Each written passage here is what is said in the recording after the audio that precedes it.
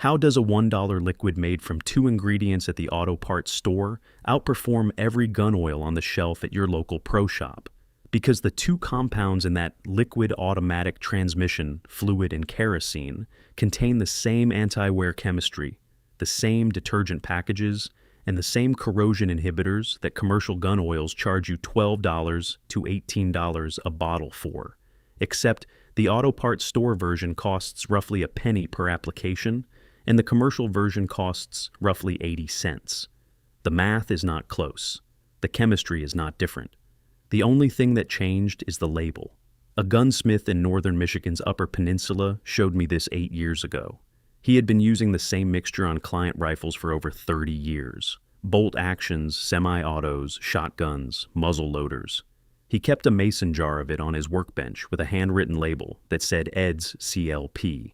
I asked him what was in it. He said half Dexron ATF, half kerosene, and the confidence of a man who had never lost a rifle to rust. I laughed. Then he showed me a Remington 700 BDL from 1978 that had been cleaned with nothing but that mixture for 45 years. The bore looked like it came off the factory floor. No pitting, no fouling rings, no copper trace visible under his bore scope. I stopped laughing and started mixing. That was 8 years and roughly 4,000 cleaning patches ago. I have not bought a bottle of commercial gun oil since. Not hops, not brake-free, not rem oil, not ballistol, not the $18 bottle of tactical CLP with the operator on the label. Nothing. One mason jar has outlasted every product I used in the previous 20 years of rifle maintenance combined. I will break down exactly what is in this mixture, why each component works at the molecular level, why the commercial gun care companies moved away from these compounds, and how to mix and apply it safely. And stay until the end because there is a long-term storage application for this liquid that a rifle builder in eastern Montana showed me that eliminates the need for any commercial rust preventative, and it works better than anything I have tested in 25 years of maintaining hunting rifles. Before I get into the chemistry, I need to be direct about safety. Kerosene is a petroleum distillate. It is flammable. It produces fumes that are harmful in enclosed spaces. You do not use this in your living room, in a closed garage, or anywhere near an open flame. Use it outdoors or in a well-ventilated shop with the garage door open. Keep it away from heat sources. Store the mixed solution in a sealed glass or metal container, never plastic, because kerosene degrades certain plastics over time. Some states and municipalities have restricted the retail sale or use of kerosene-based solvents under emissions and volatile organic compound regulations. If you cannot buy kerosene at your local hardware store, that is likely the reason. This is not a banned substance in the way the title implies for drama. It is a regulated solvent in certain jurisdictions. Check your local regulations. Now, the chemistry. The reason this work starts with what is inside automatic transmission fluid. ATF is not just oil. It is a highly engineered lubricant that contains a detergent package designed to keep transmission internals clean under extreme heat and pressure. The specific compound that matters for firearms is zinc dialkyl diethiophosphate, which goes by the abbreviation ZDDP. ZDDP is an anti-wear additive that forms a protective molecular film on metal surfaces under pressure. When two metal surfaces slide against each other, which is exactly what happens when a bolt cycles or a bullet travels down a bore, ZDDP molecules break down and bond to the metal surface at the microscopic level, creating a sacrificial layer that prevents metal-to-metal contact. That sacrificial layer is why old transmission shops could run the same gearbox for 300,000 miles. The pressure inside an automatic transmission at highway speed is roughly 150 to 300 pounds per square inch, about the same as a hydraulic jack lifting a truck. The temperature reaches 175 to 200 degrees Fahrenheit under normal driving. ZDDP was designed to protect metal under those conditions. The inside of your rifle bore sees higher pressure for a fraction of a second when the round fires, but the sustained wear environment during bolt cycling, trigger mechanism operation, and magazine feeding is far less demanding than what ATF was engineered for. You are using a product designed for extreme conditions in a moderate environment, That is the definition of over-engineered protection. It is also why Ed's rifles looked factory new after 4 decades. The ZDDP film does not wash off with normal handling. It bonds to the steel and rebuilds itself every time you apply more ATF. Every major commercial gun oil uses some form of anti-wear additive. Break-free CLP uses a proprietary PTFE blend. Ballistol uses a mineral oil base with alkaline compounds. Hops Elite uses a synthetic polymer film. They all do the same job that ZDDP does in ATF, just with different chemistry and a much higher price tag. A 4-ounce bottle of break-free CLP runs about $8 at most sporting goods stores.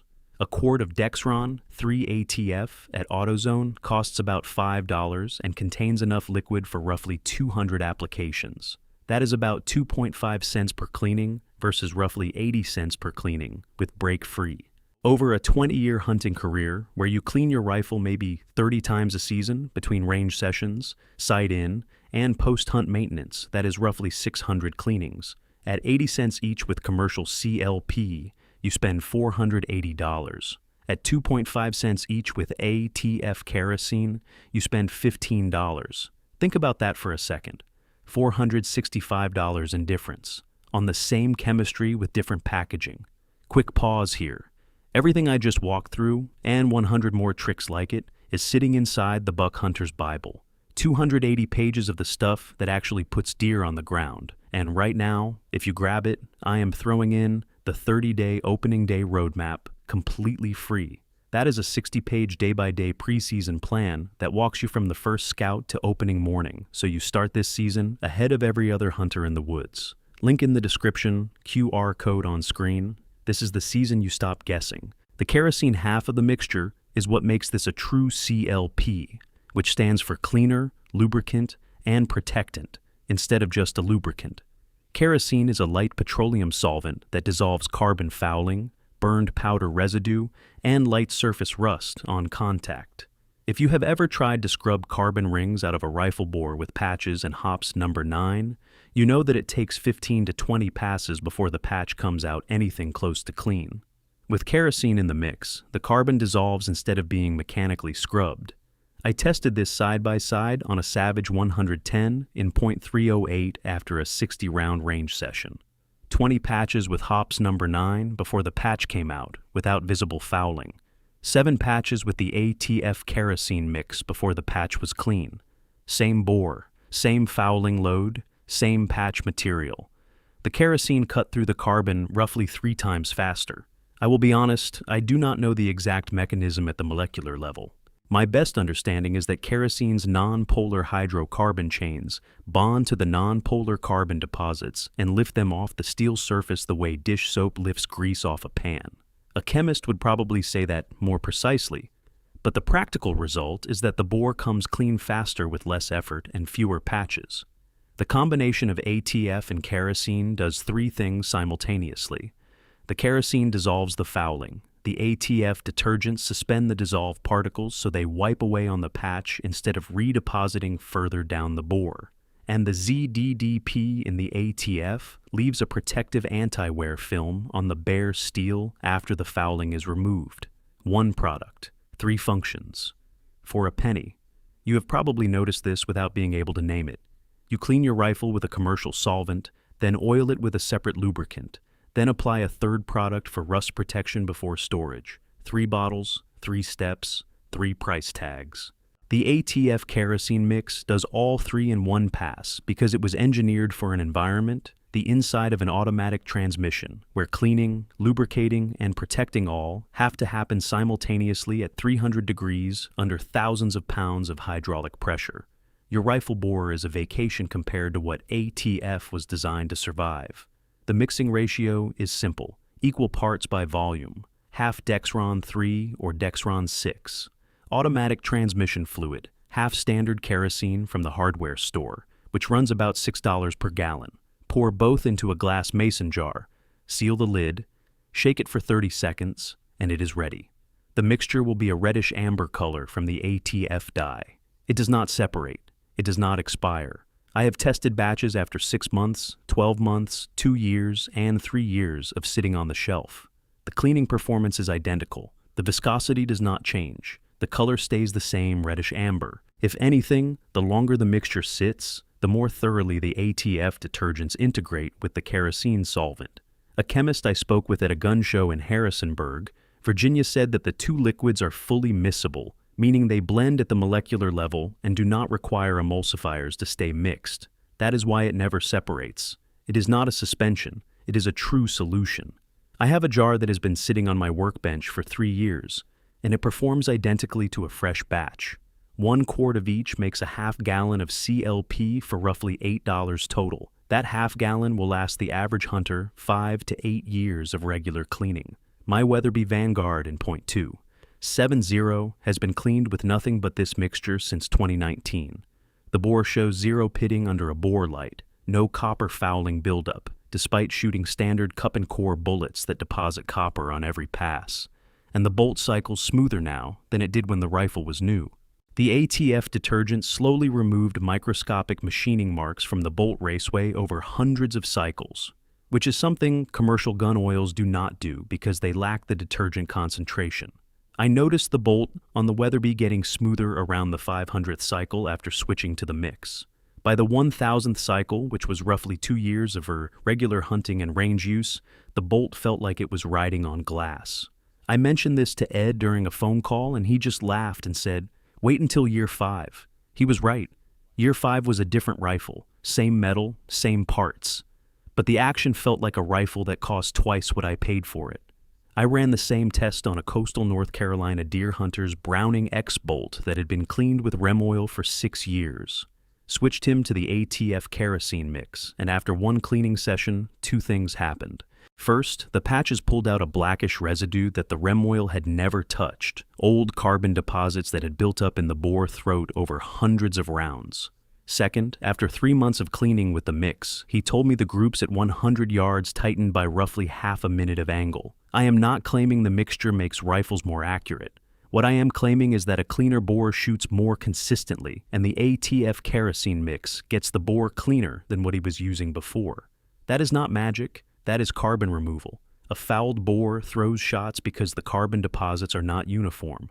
Remove the carbon completely and the bullet makes consistent contact with the rifling on every shot. That is basic internal ballistics. Look, I am going to be straight with you. Everything I am walking through in this video is just a small piece of what is inside the Buck Hunter's Bible. 280 pages, 101 field-tested tricks. And right now, you also get the 30-day opening day roadmap, free with it. A 60-page day-by-day plan that gets you ready before the season even starts.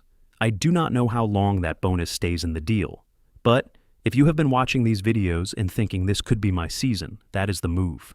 Link in the description below, QR code on screen. Make this the year. A buddy I trade hunting data with in Southwest Virginia switched his entire gun safe to the ATF kerosene mix 4 years ago. 14 rifles, 2 shotguns. He told me the one that convinced him was a pre-64 Winchester model, 70 in point, 30-06, that had a persistent rust spot on the barrel near the muzzle that he had been fighting with rem oil for 2 seasons. He soaked a patch with the ATF kerosene, wrapped it around the rust spot, taped it in place, and left it overnight. The next morning, the rust wiped off with a dry cloth, and the ZDDP film underneath prevented it from returning. That was 4 years ago. No rust since. He checks it every spring. That pre-64 Model 70 is worth somewhere in the range of $1,200 to $1,800, depending on condition. And he had been risking it with a product that was not doing the job. $2 worth of ATF and kerosene solved a problem that 2 years of commercial rust preventative could not touch. He also ran the mixture through the bore of a surplus Mauser 98 he picked up at a gun show that had visible pitting in the first 3 inches of the bore from decades of neglect. The mixture did not reverse the pitting. Nothing can reverse pitting once the steel is gone, but it stopped the progression dead. 18 months later, the bore looks exactly the same as it did after the first cleaning. No new oxidation, no spreading. The ZDDP film sealed the pitted surfaces and prevented moisture from reaching the exposed steel underneath. I asked him to run a humidity test. He put the Mauser in a soft case in his basement, which runs about 65% relative humidity in summer, the kind of environment that rusts bare steel in weeks. Pulled it out 4 months later. Zero new oxidation. He now stores 23 rifles with nothing but an ATF wipe down twice a year. His gun safe does not even have a dehumidifier rod in it anymore.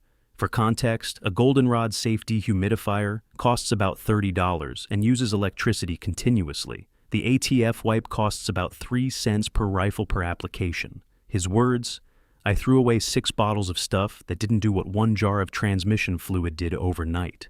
The one condition where this mixture is not the best option is on firearms with polymer or synthetic stocks, synthetic coated triggers, or optic lens surfaces.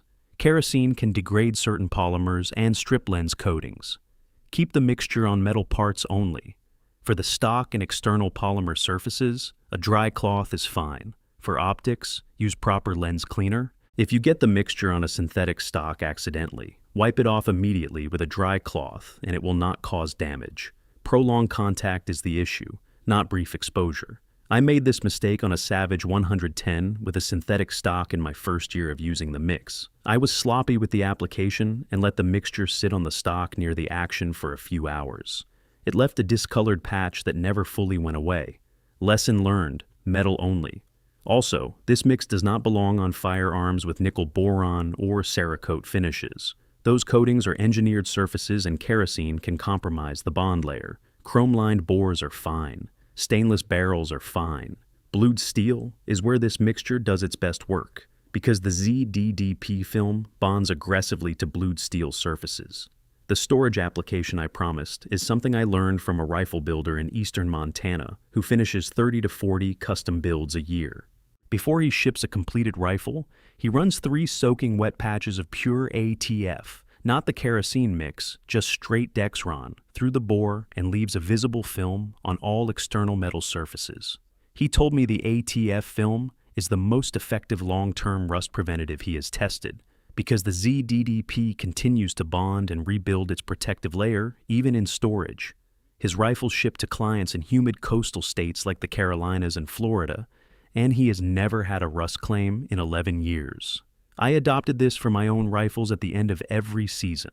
After the final cleaning with the ATF kerosene mix, I run 2 patches of pure ATF through the bore, wipe all external metal with an ATF-soaked cloth, and put the rifle in the safe. In April, when I pull it out for spring cleaning, the bore still looks wet and the metal has 0 surface oxidation. 5 rifles, 6 years running, 0 rust. Commercial rust preventatives like Birchwood Casey Barricade or Hops lubricating oil runs $6 to $10 per can and lasts maybe 1 season of storage protection. A quart of Dexron that costs $5 provides enough storage protection for every rifle you own for roughly 10 years. My wife found the mason jar of reddish liquid on the workbench and asked me if I was making cocktails in the garage. I told her it was transmission fluid mixed with kerosene. She looked at the jar, looked at me, looked at the 5 rifles laid out on the bench, and said, "You are not bringing that inside." I told her the jar stays in the garage. She said good, and so do the rifles until they stop smelling like a gas station. She had a point about the smell. The kerosene scent lingers for a few hours after cleaning. It dissipates completely by the next morning, but if you clean your rifle the night before, a hunt, and store it in a case, the case will smell like kerosene in the morning. That is not a problem for stand hunting, because the scent does not carry at the distances we are talking about. But if you are sensitive to it, clean the rifle 48 hours before the hunt and store it in open air overnight. The kerosene vapor evaporates completely within 24 hours and leaves only the ATF film, which has almost no detectable scent. She said that was the most dangerous cocktail she had ever heard of. She was not wrong about the smell, but every rifle in the safe disagrees with her concern about the results. The old gunsmiths knew this. Ed in northern Michigan knew it. The rifle builder in Montana knows it. The companies selling you $15 bottles of CLP with a deer on the label know it too.